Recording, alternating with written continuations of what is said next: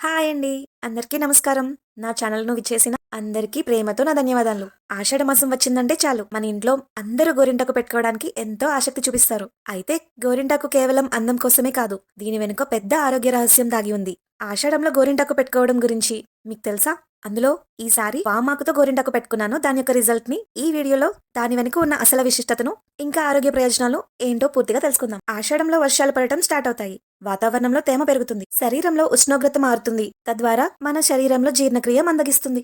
పెద్దలు ఏ పని చేసినా దాని వెనుక ఆరోగ్య కారణం ఉంటుంది. గోరింటాకు శరీర వేడిని తగ్గిస్తుంది. గోరింటాకులో వామాకు కలిస్తే ఇన్ఫెక్షన్లు దరిచేరవు. వర్షాకాలంలో వచ్చే కీళ్ల నొప్పులు, వాపులు తగ్గుతాయి. గోర్లు చుట్టూ వచ్చే చీమ్ పట్టడం, వాపులు ఇటువంటివన్నీ వాము వల్ల తగ్గిపోతాయి. శరీరంలోని మలినాలను బయటికి పంపడంలో ఈ సిరిపాదాల గోరింటాకు చాలా హెల్ప్ చేస్తుంది.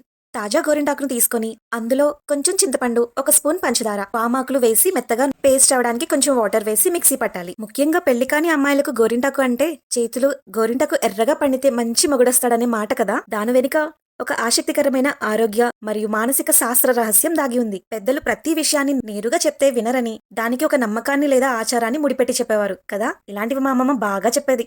ఈ సామెత వెనుక ఉన్న అసలైన అర్థం ఏంటో తెలుసా? పూర్వకాలంలో గోరింటాకు ఎర్రగా పండితే ఆ అమ్మాయి శరీరం చాలా ఆరోగ్యంగా, సమతుల్యమైన ఉష్ణోగ్రతతో ఉందని అర్థం చేసుకునేవారు. లేదా హార్మోన్లు ఇంబ్యాలెన్స్డ్ గా ఉంటాయో వారి చేతులు అందంగా పండవు అని ఒక ఆలోచనకి వచ్చేసేవారట. ఆరోగ్యకరమైన స్త్రీకి పుట్టే పిల్లలు కూడా ఆరోగ్యంగా ఉంటారు కాబట్టి ఆమెకు మంచి వైవాహిక జీవితం లభిస్తుందని అర్థమంట.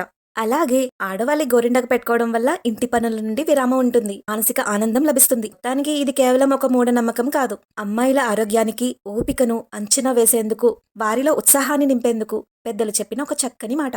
నాకు సిరిపాదాల గోరింటాకు అంటే చాలా ఇష్టం. కొద్ది కొద్దిగా కలర్ వస్తుంది చూస్తున్నారా? ఇలా వాటర్లో పాదాలు ఉంచడం వల్ల మధ్య మధ్యలో ఏమైనా వర్క్స్ ఉన్నా లేచి చేసుకొని వచ్చి మళ్ళీ కూర్చోవచ్చు. దిండ్లకి దుప్పట్లకి గోరింటాకు అంటుకోదు. నేను సినిమా చూస్తూ 2.5 గంటలు వాటర్లో ఉంచాను. మధ్య మధ్యలో లేచి 10 నిమిషాలు వాకింగ్ కూడా చేశాను. మళ్ళీ చెప్తున్నా, గోరింటాకు కలర్ అనేది మనిషి శరీరపు తత్వం బట్టి, గోరింటాకు రకం బట్టి ఉంటుందండి. అందరికీ తెలుసు. కొంతమందికి కొంచెం సేపటికి కలర్ వచ్చేస్తుంది.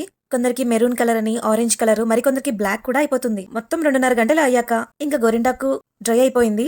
తీసేసి కోకోనట్ ఆయిల్ రాసాను. ఇంకెందుకు ఆలస్యం? చూసారుగా ఫ్రెండ్స్, మన సాంప్రదాయంలో ప్రతి ఆచారం వెనుక ఎంతో గొప్ప ఆరోగ్యం దాగుంటుందో. సో మరి ఆషాఢమాసం గోరింటాకు పెట్టుకున్నారా?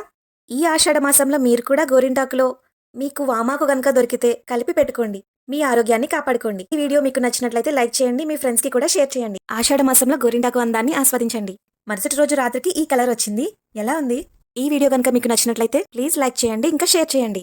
Thank you.